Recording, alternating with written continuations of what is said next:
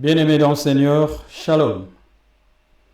La Bible nous dit dans le livre des Psaumes, le chapitre 103, à partir du verset 1er jusqu'au verset 5, nous lisons, la Bible dit « Mon âme bénit l'Éternel, que tout mon être bénisse l'Éternel, que tout ce que je suis, âme, esprit et corps, bénisse l'Éternel. » Moi, j'aime bien la version anglaise du même passage qui dit « Gratefully praise the Lord ».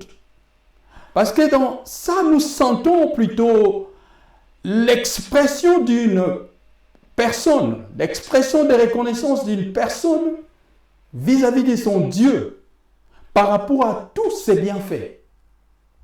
La Bible nous dit par exemple que celui qui pardonne nos péchés, celui qui guérit nos maladies, et celui qui nous sauve, qui nous a sauvés de la mort. Par-dessus tout, il nous courant d'amour, il nous courant de compassion, et il nous comble de bonheur, et cela tout le long de notre existence. Bien-aimés, la bonté de l'Éternel, il nous les renouvelle chaque jour.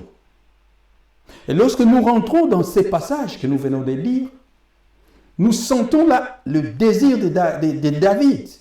Que dis-je? C'est plutôt une prière que David adresse à son Dieu. Et cette prière, nous pouvons aussi le comprendre comme étant la manifestation même de la promesse de Dieu vis-à-vis de son peuple. C'est une concrétisation de la manifestation de la promesse de Dieu au travers Jésus-Christ. En ces temps de Noël, à ce moment où nous sommes en train de commémorer la venue du Christ, c'est un moment bien aimé pour nous de nous rappeler que Jésus-Christ est venu au monde pour nous sauver de nos péchés. Il est venu pour nous guérir de nos maladies. Et il est venu pour nous sauver de la mort. Christ est venu pour demeurer en nous. Il n'est pas venu seulement pour fêter pendant Noël et puis après c'est fini. Christ est venu pour demeurer vraiment dans notre corps, pour demeurer en nous, pour demeurer dans nos familles. Toi qui es en train de me suivre en ces moments, bien-aimé dans le Seigneur, tu peux avoir un souci quelconque dans ta vie. Tu peux avoir une écharpe dans ton corps, une maladie ou même une difficulté quelconque qui t'empêche de vivre pleinement la joie, la paix que Jésus-Christ est venu apporter. Tu ne peux pas vivre la plénitude de Christ dans ta vie à cause de ces soucis que tu as. Je voudrais te recommander une chose. Faites cette prière de David. Répète cette prière de David. Pas comme une simple récitation, mais je voudrais que tu le fasses en le croyant de tout ton cœur, le confessant de ta bouche, mais en le croyant de tout ton cœur, que tu confesses que la maladie, le peine, les difficultés, les troubles de tout genre n'ont plus de place dans ta vie, car Christ est venu. Christ est venu et c'est lui qui vit maintenant dans ta vie. Il est venu pour te sauver de toute maladie, pour te guérir de tes maladies, pour te sauver de la mort, pour te délivrer de toute peine.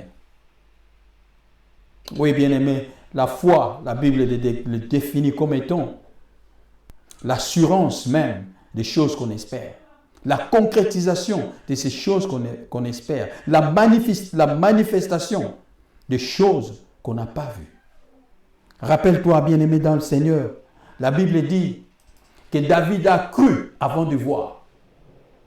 Et cela lui a été imputé à son crédit. Il a été appelé Père de la foi. Et il est le Père de la multitude. Quoi, bien-aimé, aux promesses de Dieu, c'est de cette façon que tu le verras s'accomplir. Rappelle-toi de l'énoncé de la promesse jusqu'à son accomplissement. Ça dépend de toi. Ça dépend de moi. Oui, bien-aimé dans le Seigneur, laisse-moi te dire, juste un seul pas Just one more step. Just one more step. Que le Seigneur vous bénisse. Continuez à nous suivre. Continuez à suivre Mayab Mission TV sur YouTube. Continuez à nous suivre sur Facebook, notre YouTube channel Mayab Mission TV. Et vous serez bénis abondamment. Que le Seigneur vous bénisse encore une fois de plus. Et par la grâce de Dieu, nous allons nous retrouver encore à la prochaine. D'ici là, bye bye for now. God bless you. Le Seigneur vous bénisse. God bless you. God bless you.